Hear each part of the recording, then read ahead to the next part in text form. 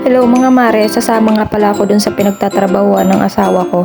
Naglaban na nga pala ako kanina para makasama lang ako. Pupunta nga pala kami dun sa pinsan ng asawa ko kasi dun siya namimintura. Every Sunday nga lang pala yung trabaho niya dun.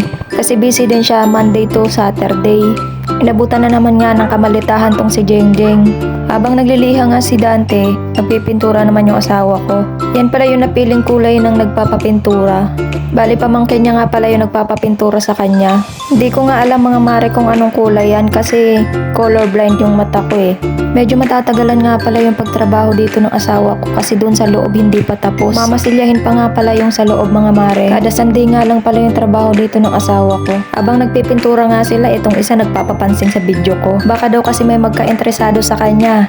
Mag-comment na lang daw sa baba. Mag-aalas 3 na nga pala sa mga oras na yan mga mare. Nag-iisip na nga sila mga mare kung anong pwedeng ipakain sa mga nagtatrabaho. Hindi biro ang mag-isip kung anong ipapakain sa mga nagtatrabaho. At dahil hindi naman maaarte tong dalawa, eto nga at nagluto ako ng tuna pasta.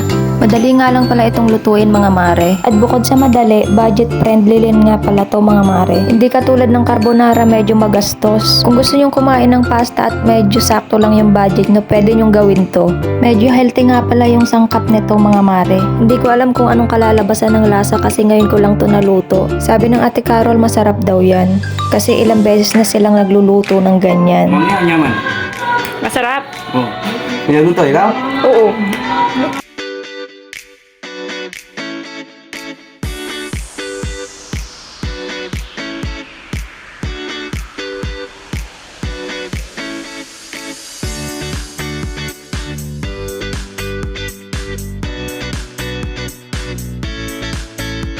Pagkatapos nga nilang kumain mga mare, bumalik na sila sa kanilang mga ginagawa.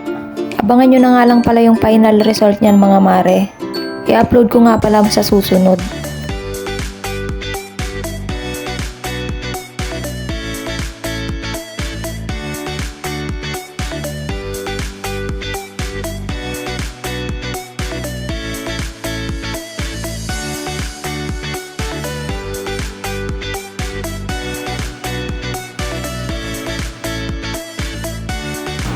Jeng Jeng!